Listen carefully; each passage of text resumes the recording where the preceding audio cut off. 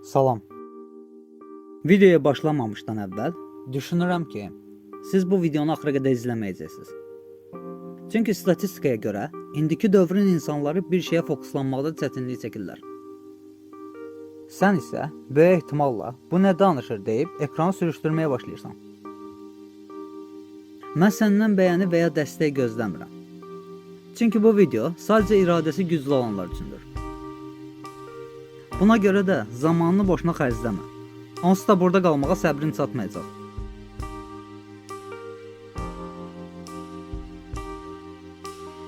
Əslində mövzum manipulyasiyadır və az əvvəl mən sizi manipulyasiya etməyə çalışdım. Buna tərs psixologiya deyirlər. Bəlkə də mən bu sözləri deməsəydim də siz videonu axıra qədər izləyəcəydiniz. Amma bu sizin seçiminiz olacaqdır. Bunu edərək seçiminizə müdaxilə etdim. Mən sizi manipulyasiya etməyə çalışdığımda içinizdən gələn səsi eşitdiniz. O səs sizə belə deyirdi: mən elə deyiləm, bunu sənə sübut edəcəyəm. Bu səs mənim sizdə yaratdığım səsdir. Mənə heç əsəbləşməyə çalışmayın. Sizə bunun necə işlədiyini göstərmək istədim. Bunu nə qədər bacarıb, nə qədər bacarmadığımı bilmirəm. Rəydə yazmağınız yaxşı olardı.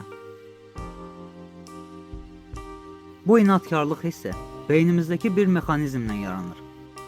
Biri bizə nəyisə qadağan etdiyində və ya bacarığımızı şübhə altına aldığında beynimiz dərhal müdafiəyə keçmək üçün həyəcan siqnalı verməyə başlayır. Manipülatorun dahiliyi də budur. O sizin azadlıq arzunuzu və egonuzu sizə qarşı istifadə edir. Bunu dünyanın ən məşhur insanları da istifadə edir. Amma onlar bunu elə ustalıqla edir ki, çox insan bunun fərqində olmur və ya fərqində olduqlarında da gec olur. Məsəl üçün, Elon Musk kimi liderlərin daima bir düşmən ilə savaşdığını görürsünüz. İnsanları idarə etməyin ən asan yolu onları ortaq düşmənə qarşı birləşdirməkdir.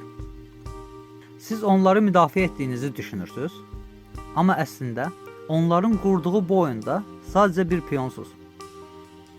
Steve Jobs isə başqa bir səviyyədir. Onun əfsanəvi, reallığı təhrif sahəsi adlı bir metodu var. O mümkün olmayan bir şeyi elə inamla danışırdı ki, qarşısındakı mühəndis məntiqini itirib, onun uydurduğu reallığa inanırdı. Bu cazibə manipulyasiyasıdır. İnsanlar rəqəmlərə yox, sizin danışdığınıza, özünüzün nə qədər inandığınıza baxırlar. Böyük brendlər isə bizə məhsul satmırlar. Onlar bizə bir ünvan, bir kimlik satırlar. Bir telefona mindən çox pul verməyinizin səbəbi texniki funksiyalarına görə deyil. Beynimizə yeritdikləri, bu telefonu alsan, sən də brendsən mesajıdır. Bu dəyər manipulyasiyasıdır. Onlar sizin özünüzü dəyərsiz hiss etməyinizdən istifadə edirlər. Həminki boşluğu öz loqoları ilə doldururlar. Bir tərəfdən də sosial medianın istifadə etdiyi sürü psixologiyası texnikası var. Hansısa məşhur məhsulu reklam etdiyində beyniniz, əgər hamı bunu istəyirsə, deməli mən də istəməliyəm siqnalı verir. Bu sosial sübut tələsidir. Siz öz zövqünüzlə yox, çoxluğun seçimi ilə idarə olunursunuz. Gündəlik həyatımızda da ətrafımızdakı insanlar tərəfindən manipulyasiya oluruq. Məsəl üçün, sevgi münasibətlərində ən çox sən onsuz da mənə heç vaxt başa düşmürsən sözünü işlədilər. Tez qarşı tərəf də ona özümü anlayışlıyam kimi göstərməliyəm deyə düşünüb, onun istədiklərini etməyə çalışır. Bazarda isə satıcılar bu maldan son bir dənə qalıb deyərək qarşı tərəfin beyninə qurtarmamış alım mesajını göndərirlər. Az olmayıb ki, heç ehtiyacımız olmayan şeylərə pul vermişik. Sonra da mən bunu niyə aldım ki demişik. İş yerində isə bu iş çətindir, qoy qalsın başqası edər deyirlər.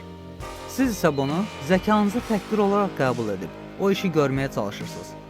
Sübut etməyə çalışırsınız ki, mən də bunu edə bilərəm. Manipulyasiyadan qorunmaq çox sadədir. Sadəcə özünüzə sual verməlisiniz. Misal üçün, sən bunu bacarmazsan dediyində dərhal bacararam deməyin. 3 saniyə dayanıb düşünün. Bunu bacarmaq sizin istəyinizdir, yoxsa sizi qaza gətirirlər? Bu videonu burada sonlandırıram. Ümid edirəm ki, video sizin üçün faydalı olar. Yeni videolarımdan xəbərdar olmaq üçün kanalıma abunə olub və bildirişləri açın. Rəyinizi də yazmaqdan çəkinməyin. Növbəti videoya qədər hələlik.